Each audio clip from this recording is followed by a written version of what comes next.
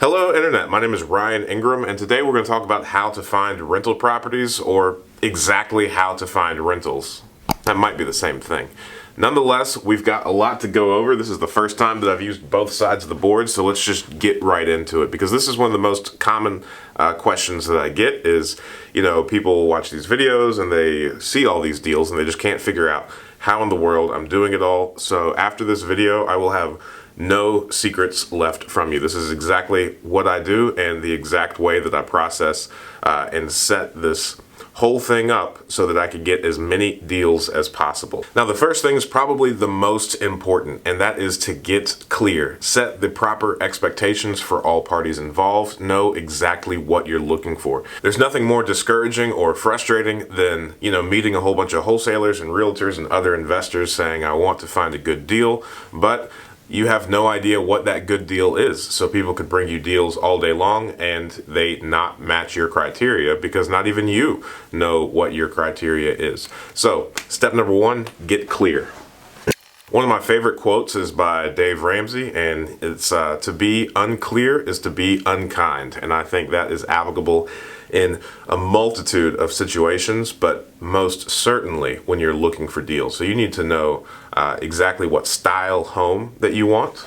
And when I say style, what I mean is multifamily, a single family home, a condo, or townhouse, because all of these are extraordinarily different in how you analyze them. A single family home is not going to have an HOA, and you're not going to have to pay any utilities. A condo will probably have an HOA, and multifamilies you generally have to pay for not necessarily all of the utilities, but definitely some of them, because they can't be subrogated. Again, here in Ohio, I don't know how the rest of the world works. These can't be analyzed the same way, so you need to get clear on what style home. Now, the second thing that you should get clear on is the location. Now, I differ from a few investors. I know that I've had a few clients call me and they've got like 2 properties in Tennessee, 2 properties in Ohio, 2 properties in Kentucky, 2 properties in Nevada, and the list goes on. I don't know how they managed to do that, but that's not my style. A lot of my properties are all in one area. I would say about 80% of my portfolio is within like a mile radius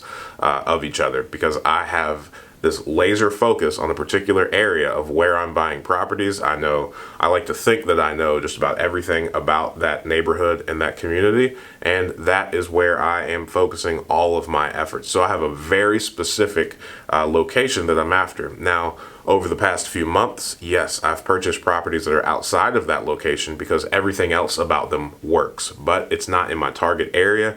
But if it's still good numbers, if I'm loosely familiar with that location, then sure, I'm still happy with it. But at the same time, I got extraordinarily clear on what it is that I'm after. That way, whenever I talk to realtors and wholesalers and investors, then they keep me in mind whenever properties are available in that area. And the third thing that you need to get clear on is the returns. What type of return are you after? And the reason I say returns is because, again, like I was talking about earlier with multifamily, single families, condos, they're all judged differently. You analyze those differently. There's going to be certain fees with some, and they won't be there with the other. So if you have the style figured out and the location, then now you need to really focus on the returns. And I guess it would also be beneficial if you had what type of returns are you looking for if it's a multifamily, what type of returns are you looking for if it's a single family, and what type of return are you looking for if it's a condo. And if you know how to analyze each of those, then you're probably good to go, because you've thought about these things and you've gotten very clear on what these mean to you. I have created a dream home just in my head where I know that it's a single family home. I know what block or what neighborhood it's in, and I know exactly what type of returns that I'm going to get. So this would be the 2%. The 2% is what I expect in returns, and I've got my super duper top secret location, and I know that I prefer single family homes just because the utilities are a much easier scenario, and I feel like I get very dedicated long-term tenants because we make these properties really nice, and the tenants really want to work with us to keep them that way, and that makes my soul happy. That helps me sleep at night. So because I've gotten clear on all of these things, then now I know exactly what to look for and exactly what to ask people for when I meet them. So now the second thing that I would highly recommend that you do is download apps and get very familiar with websites. Now, as far as what type of apps, my answer is generally all of them. I've noticed that once you know what you're looking for and you could type the parameters into all of these apps or create specific searches for what you're looking for, then these apps, they scrape the data at different times. So some properties I see on Trulia first, some properties I see on Zillow first, other properties I see on the HUD Home Store or even auction.com first. So I would say familiarize yourself with as many as possible so that you can be as informed as possible, which are the exact two things that you need to do. You need to set up your search parameters because you now know those because you got very clear on exactly what you're looking for. And I think Zillow is really cool because you actually get to name the searches. So I've got mine set up as Operation Target Area because I know exactly what location it is and I want to know immediately and as quickly as possible whenever anything is listed in that area. So since I got to name the search and that's what it says, so when I get an alert, it pops up, I get a chuckle every time and I think it's really cool. So you should probably name it something funny too so that you can laugh each time you see it because what is life if not full of laughter? Which is a perfect segue into the second thing that you need to do when you download these apps, and that is to set up notifications and emails, which again is why it's so important to get clear. Because if you just set up a notification to alert you each time a property is listed in Cincinnati, then you would never do anything with your life other than look at all of the new properties listed, and 80% of them aren't even or shouldn't even be on your radar because they fall outside of your parameters. And you are well on your way to becoming a real estate investing aficionado. You just have a few more steps to go and you will never run out of deals again. All right, and now the third thing that you need to do after you've done these first two things is now you need to go out and make connections.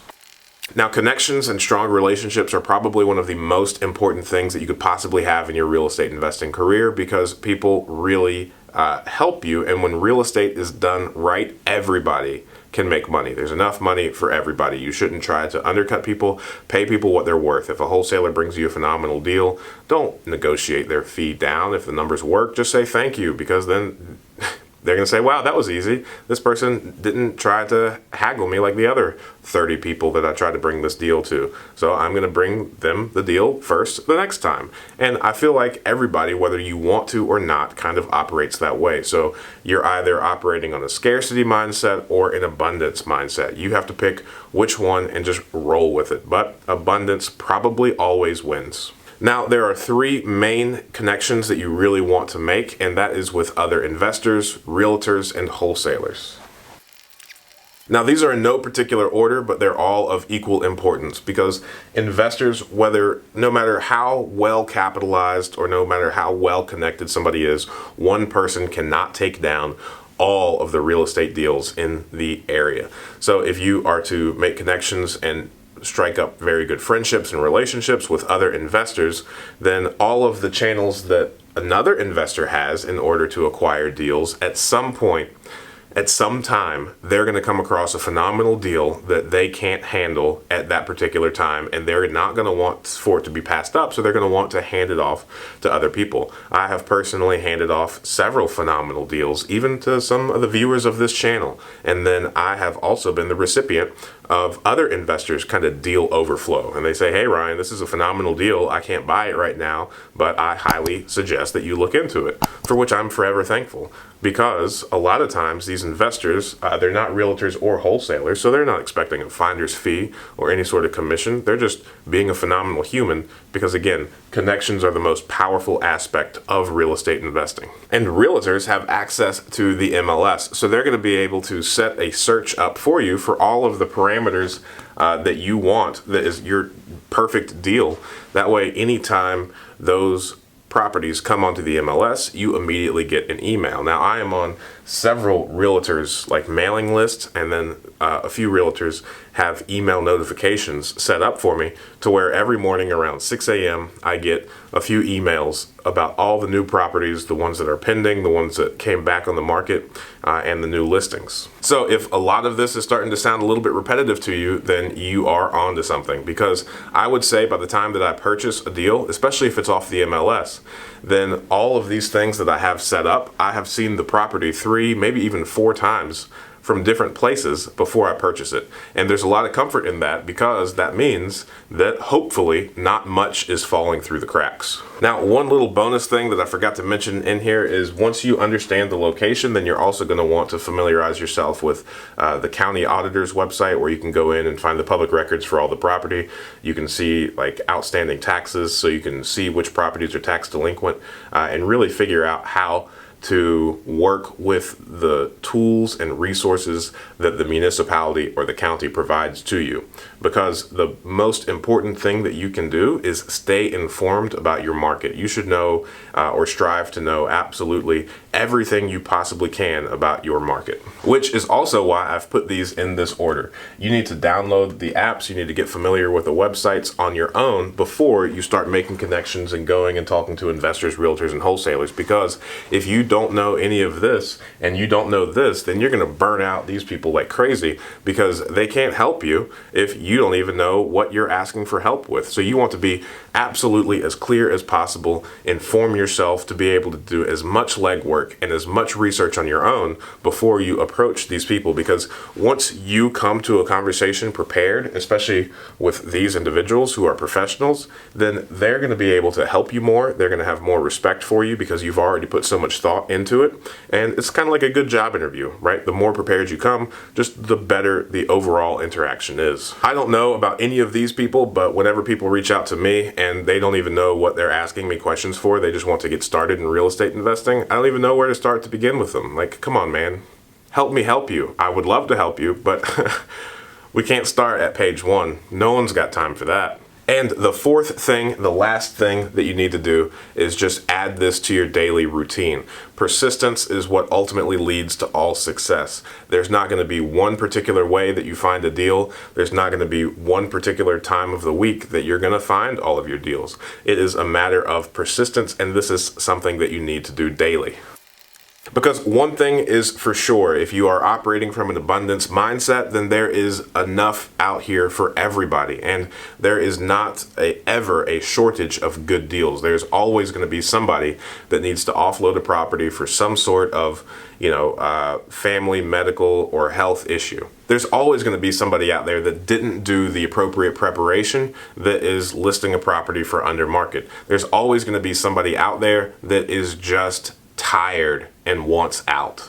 There is never going to be a shortage of good deals. So if you are struggling to find a good deal, then that is not a reflection of the market. That's a reflection of your work ethic and how much effort you are putting in to find these good deals, because they are out there. And I'd like to further explain that by going over something that's true for all businesses. So one of my business coach, Rich Allen, who I interviewed here, one of the most powerful things that he told me is that every company should have about 6 to 7 lead generation sources. And you get an absolute A+ if you can somehow automate those lead generation sources. So if you're only looking for one property, then sure, this might be overkill for you to do all of these things. But nonetheless, if you are regularly looking for deals, or if you set these up and you can only tackle one deal, but you've accidentally found 6 or 7, well, guess what? You could become a wholesaler now if you want to, and you could point these to other investors that you know are also looking for good deals. So once these systems are in place,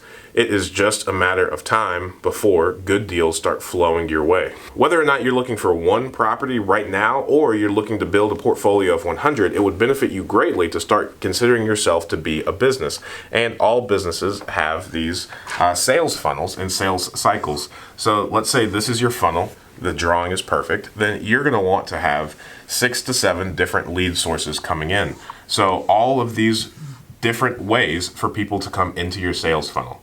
right? These are going to be wholesalers, realtors, direct mail marketing, word of mouth, other investors. The list goes on. I've purchased several properties from contractors of mine that were working on projects that had some sort of family member that wanted to get rid of a property. Truly, once you start filling up this sales funnel, then you are going to have so many deals on your hand that you won't even know what to do with half of them. So just for visual sake, let's say that these are wholesalers.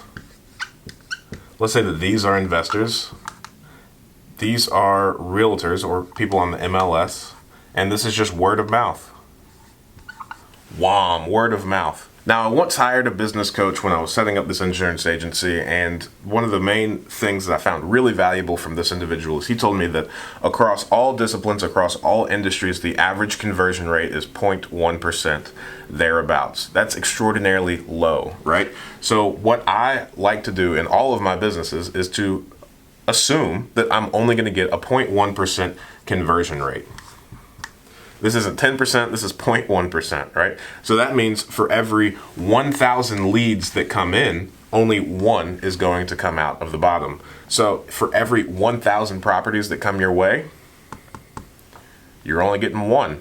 Now, of course, if you are extraordinarily specific and targeted, you are probably going to be able to beat that, right? But nonetheless, it is going to be very helpful for you to kind of use this as a guide. So if you want to buy 10 properties, well, now you know that you need to put 10,000 properties inside your funnel. So the more properties that you want to buy, the more you're going to need to increase your network and communicate with other investors, wholesalers, realtors. The more that you're going to need to look, the more properties that you're going to need to look at on your apps, and the more often you're going to need to look for deals.